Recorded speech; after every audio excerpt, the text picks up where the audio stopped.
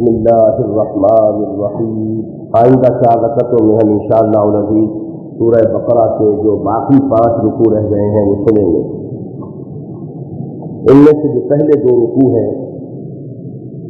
یعنی رکوع نمبر 36 اور 37، یہ انفاق فی سبیل اللہ کے موضوع پر قرآن مجید کا اہم ترین مقام ہے۔ میں پھر دہرا رہا ہوں کہ سورہ بقرہ کے نصف آخر میں مضمون کی ایک دوڑ جو ہے وہ مسلسل چلتی ہے، قتال فی سبیل اللہ، جہاد فی سبیل اللہ، انفاق فی سبیل اللہ۔ کہیں قتال کا مضمون زیادہ نمایاں ہے، کہیں انفاق کا مضمون زیادہ نمایاں ہے۔ آغاز میں قتال پر زیادہ زور ہے اور سورت کے اختتام پر انفاق پر زیادہ زور ہے، اور یہ 2 رکوع جو ہیں یہ ضربۃ السلام قرار دیے جا سکتے ہیں انفاق فی سبیل اللہ کے موضوع پر۔ چنانچہ آغاز ہی ہوتا ہے مثل الذین ينفقون اموالهم فی سبیل اللہ کمثل حبۃ انبتت 7 سنابل فی کل سنبلۃ 100 حبۃ۔ جو لوگ اللہ کی راہ میں مال صرف کرتے ہیں، اور یہ ذہن میں رکھیے کہ انفاق فی سبیل اللہ در حقیقت جہاد فی سبیل اللہ کا جز ہے۔ اللہ کے دین کی سربلندی کے لیے، اقامت دین کے لیے جو مال خرچ کیا جائے، ایک مال ہے جو غرباء، یتامى، مساکین، بیواؤں پر خرچ کیا جاتا ہے، اس کے لیے صدقات یا زکوٰۃ اس قسم کے الفاظ زیادہ مستعمل ہیں۔ اور ایک ہے مال کا خرچ کرنا اللہ کے دین کے لیے، اللہ کے کلمے کی سربلندی کے لیے۔ اصل میں انفاق فی سبیل اللہ جو ہے وہ اسی کے لیے قرآن کی اصطلاح ہے۔ تو جو لوگ اپنا مال خرچ کرتے ہیں اللہ کی راہ میں، ان کی مثال اس دانے کی سی ہے کہ جس سے جب پودا وجود میں آتا ہے تو اس میں 7 سنبلیں ہوتی ہیں، اور ہر سنبل میں 100 دانے، یعنی جس طرح ایک دانے سے یہاں دنیا میں آپ 700 دانے حاصل کر لیتے ہیں، اسی طریقے سے سمجھیے کہ اللہ تعالیٰ کے لیے جو ایک پیسہ خرچ کیا جائے گا اللہ کے ہاں اجر و ثواب میں، وہ 700 گنا ہو جائے گا، بلکہ واللہ یضاعف لمن یشاء۔ یہ بھی کوئی اللہ کا مستقل قانون نہیں ہے، اللہ جس کے لیے چاہے گا اور اس میں اضافہ کرے گا اور بڑھائے گا۔ یہ تو اصل میں صرف تفہیم کے لیے اور سمجھانے کے لیے ایک مثال ہے کہ جو اللہ نے دی۔ اس کے بعد توجہ سے سنیے گا، میں اس وقت تفصیل میں نہیں جا سکتا۔ اس انفاق کو باطل کر دینے والی شے ہیں کچھ، کہ جس کو دیا جائے اس پر احسان جتایا جائے، لا تبطلوا صدقاتکم بالمن والأذى، اس کو کوئی نفسیاتی اور قلبی اذیت پہنچائی جائے تو وہ انفاق باطل ہو جائے گا، اللہ کے ہاں اوپر پھر کوئی اجر و ثواب جو ہے باقی نہیں رہے گا۔ البتہ یہ ہے کہ ریاکاری سے بالکل خالص اور خالصتاً لوجہ اللہ جو انفاق کیا جائے گا اس کا اللہ تعالیٰ کے ہاں بہت اونچا مقام ہے۔ اس سلسلے میں خاص طور پر آیت آئے گی الشیطان یعدکم الفقر، لوگوں تمہیں شیطان ڈراتا ہے فقر سے، اللہ کی راہ میں خرچ نہ کرو، کہیں تمہیں تنگی نہ ہو جائے، تمہیں کوئی مشکل پیش نہ آ جائے۔ وَیَأْمُرُکُم بِالْفَحْشَاءِ وَاللَّهُ یعدکم مغفرۃ منہ فضلا، اور اللہ تعالیٰ تم سے وعدہ کرتا ہے مغفرت کا اور اپنے فضل کا، اگر اس کو دو گے تو وہ تمہیں اور بڑھ کر دے گا، تمہاری روزی میں، تمہارے تمام معاش کے اندر وہ برکت پیدا کرے گا، یہ اللہ کا وعدہ ہے۔ اور فرمایا یؤتی الحکمۃ من یشاء، ظاہر بات ہے کہ یہ تو جس کو حکمت اور دانائی حاصل ہو جائے وہی ہے کہ جسے یہ بصیرت باطنی ملے گی، تو فرمایا یہ اللہ دیتا ہے جس کو چاہتا ہے، ومن یؤت الحکمۃ فقد اوتی خیرا کثیرا، اور جسے حکمت عطا کر دی گئی اسے تو خیر کثیر عطا کر دیا گیا۔ یہ سب سے بڑی دولت ہے کہ جو اس دنیا میں اللہ تعالیٰ کی طرف سے کسی انسان کو ملتی ہے۔ ایک خاص اہم بات جو اس انفاق فی سبیل اللہ کے ضمن میں جو آخر میں اس بحث کے آئی ہے وہ یہ ہے کہ اس انفاق کے سب سے بڑھ کر مستحق کون ہے؟ للفقراء الذین احصروا فی سبیل اللہ لا یستطیعون ضربا فی الارض، وہ لوگ جو اللہ کے دین کی خدمت کے لیے اپنے آپ کو وقف کر دیں، جو اس طرح گر جائیں اللہ کے دین کی خدمت میں کہ پھر ان کے لیے کاروبار کرنا، زمین میں گھومنا پھرنا اپنی معاش کے لیے یہ ممکن نہ رہے۔ یہ اصل میں ہمارے اس دور میں بھی فارغ کارکنوں کا جو تصور ہے، تو یہ جان لیجیے کہ دنیا میں کوئی بھی انقلابی تحریک فارغ کارکنوں اور ہمہ وقت کارکنوں کے بغیر آگے نہیں چلتی۔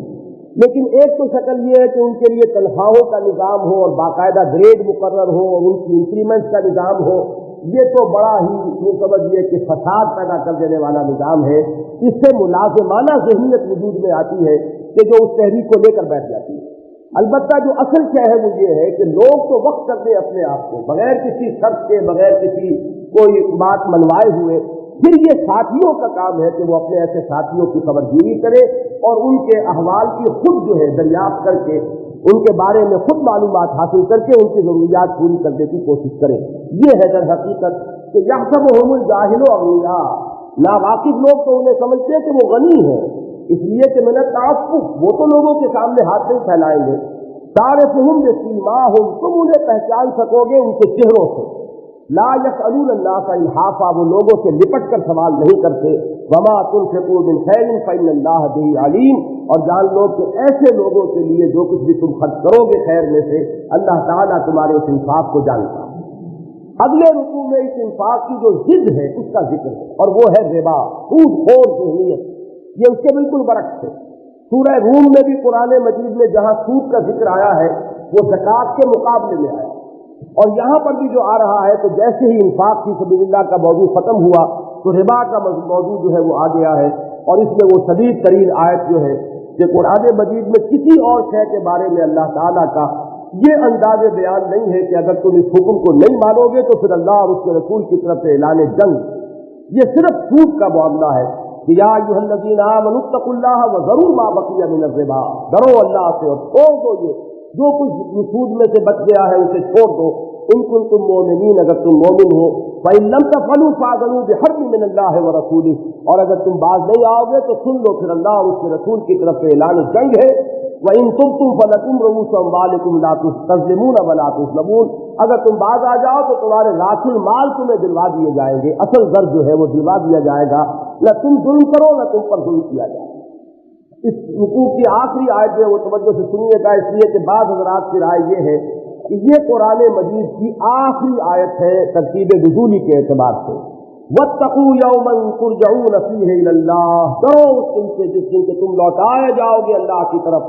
ثم توفی کل نفس ما کسبت وہم لا یظلمون، پھر ہر ذی نفس کو پورا بدلہ دے دیا جائے گا جو کمائی بھی اس نے کی ہوگی اور کسی پر کوئی ظلم نہیں. اس کے بعد 39واں رکوع پورا کا پورا جو ہے وہ آیت دین، صرف تھوڑا سا حصہ اس کا دوسری آیت ہے. یہ بھی اس سورہ مبارکہ کی عظیم آیات میں سے آیت الدین، قرض کے معاملے میں لین دین کا جو معاملہ ہوتا ہے اس کے بارے میں تفصیلی حکم، اس کو لکھ لیا کرو، اس پر گواہی کروا لیا کرو. اسی ضمن میں وہ آیت بھی آئی ہے کہ گواہی کا نصاب کیا ہے، 2 مرد ہونے چاہیے، اور اگر 2 مرد دستیاب نہ ہو تو 1 مرد اور 2 عورتیں، جس پر کہ ہمارے ہاں بہت لیجے ہو رہی ہے. یہ آیت مبارکہ بڑی اہم ہے کہ معاملات، مالی معاملات جو ہے دنیا کے انسانوں کے باہمی، اس کے ضمن میں بہت اہم جو ہے احکام اس ایک آیت کے اندر دیے گئے، اور اسی میں وہ جو شہادت کا قانون ہے وہ بیان ہو رہا ہے. آخری پھر سورت اس کا جو آخری رکوع ہے وہ 3 آیات پر مشتمل ہے، اور ان میں سے آخری 2 آیات وہ ہیں کہ جنہیں حدیث میں قرار دیا گیا ہے کہ یہ عرش تلے کے خزانوں میں سے خزانے ہیں، اور یہ اللہ تعالیٰ نے عطا فرمائی تھی محمد الرسول اللہ صلی اللہ علیہ وسلم کو شب معراج میں تحفے کے طور پر امت کے لیے. آمن الرسول بما انزل الیہ من ربہ والمؤمنون کل آمن باللہ وملائکتہ وکتبہ ورسلہ الی آخر الآیہ. اور پھر آخری آیت میں عظیم دعا آتی ہے ربنا لا تؤاخذنا ان نسینا واخطانا. وہ آیت آپ میں سے اکثر حضرات کو یاد ہوگی، توجہ سے سنیے گا. اور اختتام اس کا ہوتا ہے فانصرنا علی القوم الکافرین، ہماری مدد فرما کافروں کے مقابلے میں.